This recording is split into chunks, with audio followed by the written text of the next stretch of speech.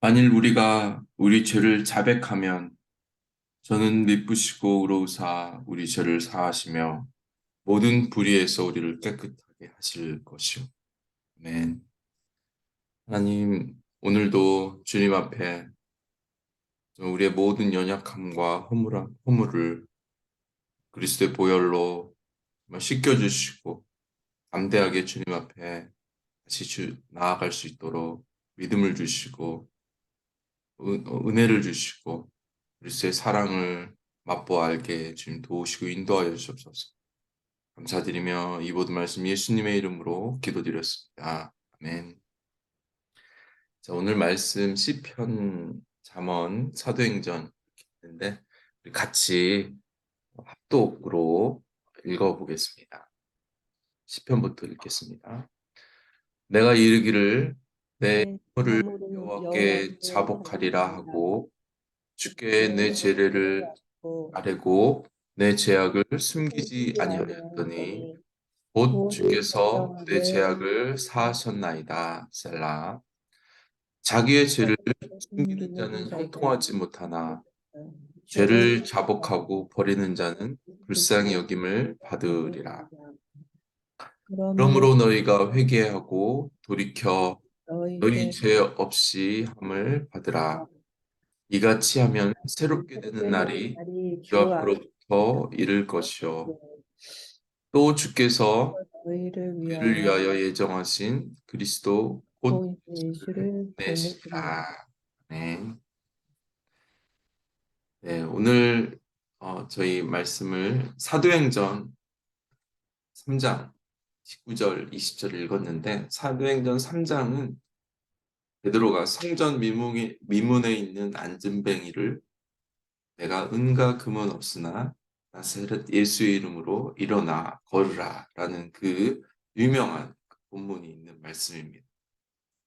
아, 오늘 이 본문을 보면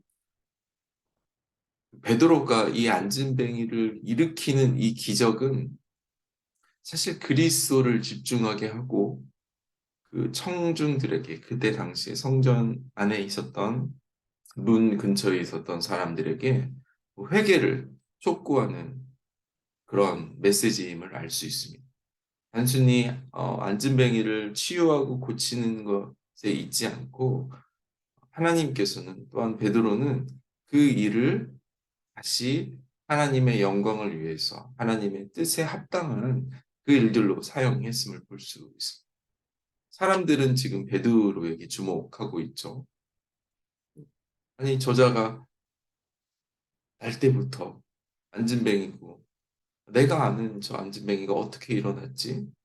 베드로는 대단한 사람이야 라고 베드로를 주목하고 있을 때 베드로는 그 손을 예수 그리스도에게 이렇게 지목하게 되었죠. 그러면서 지목한 이유가 바로 오늘 본문 19절 20절에 나왔듯이 회개입니다.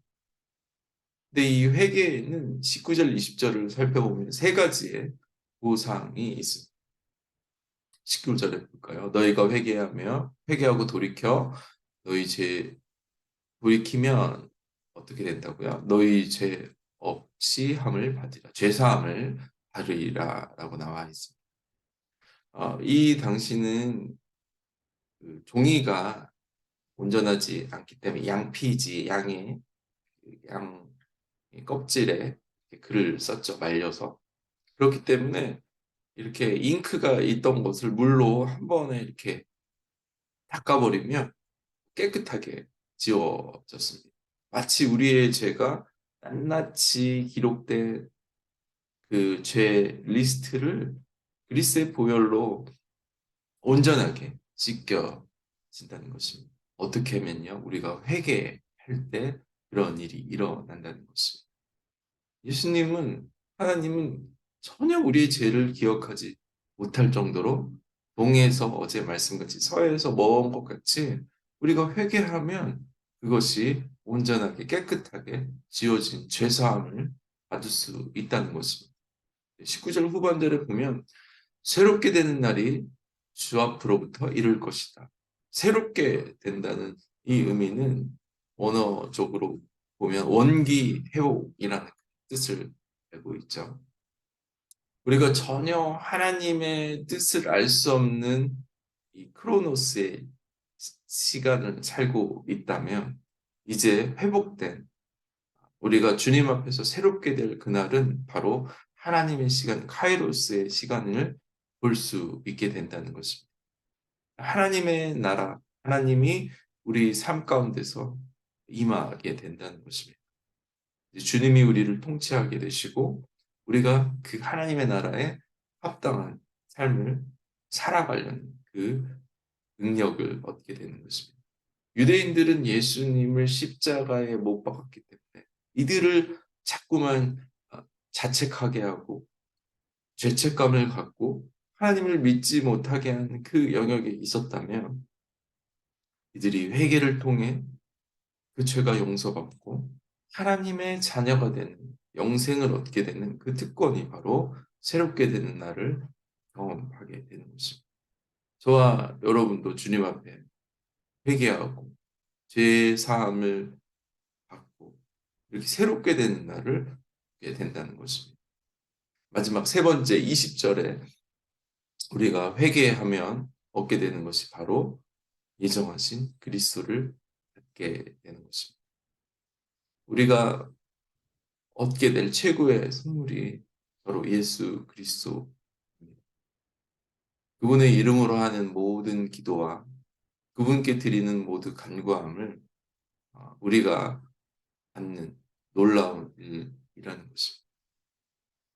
오늘 본문은 우리는 아무것도 할 수 없는 연약한 존재, 심지어 죄를 고백할 만한 선한 마음, 그런 동기도 없는 우리이지만 예수님이 내 안에서, 성령님이 내 안에서 우리의 연약함, 우리의 죄를 반복하며 탄식하며 우리의 죄를 고백할 수 있도록 도우신다는 것입니다.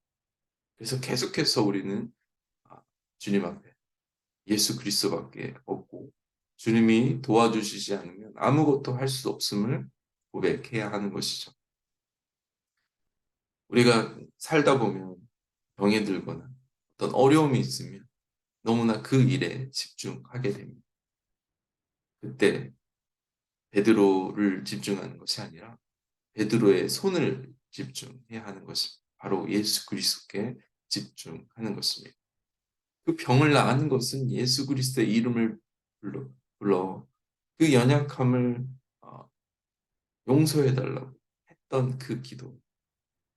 아니 뭐 안진뱅이가 무슨 죄가 있겠어요 하겠지만 그 안에 있는 그 죄사함을 앞으로 죄를 짓지 않을 만큼의 그 기쁨이 그 안에 새롭게 되는 것입니다.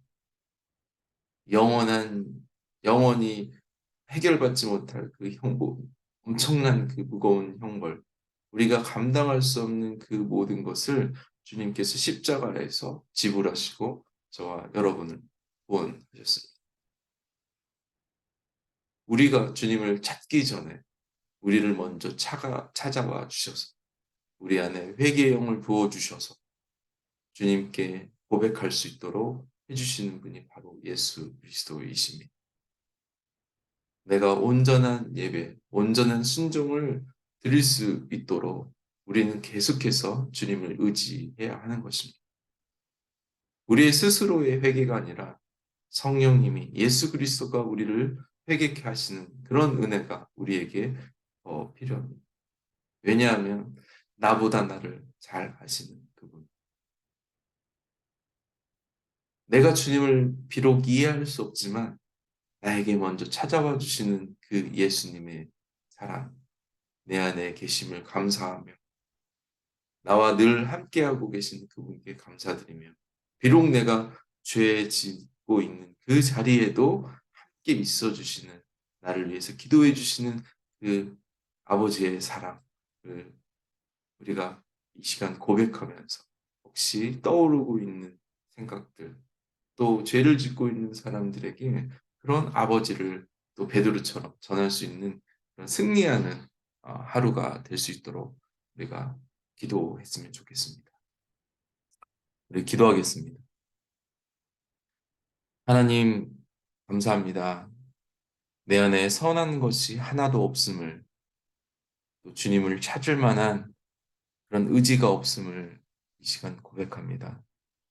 그렇지만 주님께서 먼저 찾아와 주시고 주님을 구할 수 있게 해 주시고 나의 죄를 위해서 탄식하고 계시는 그 성령님의 음성을 듣고 변화되게 하여 주시고 내가 추구했던 내가 바라봤던 그 세상의 시간 속에서 이제는 하나님의 카이로스의 시간을 바라보며 내가 무엇을 해야 하는 자인지 나의 존재가 내가 해야 할 사명이 무엇인지 보게 하여 주시옵소서.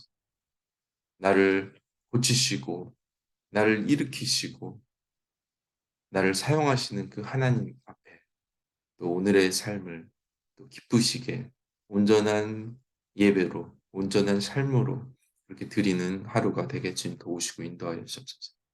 주님 승리를 주실 주님을 찬양하며 감사드리며 이 모든 말씀 예수님의 이름으로 기도드렸습니다. 아멘.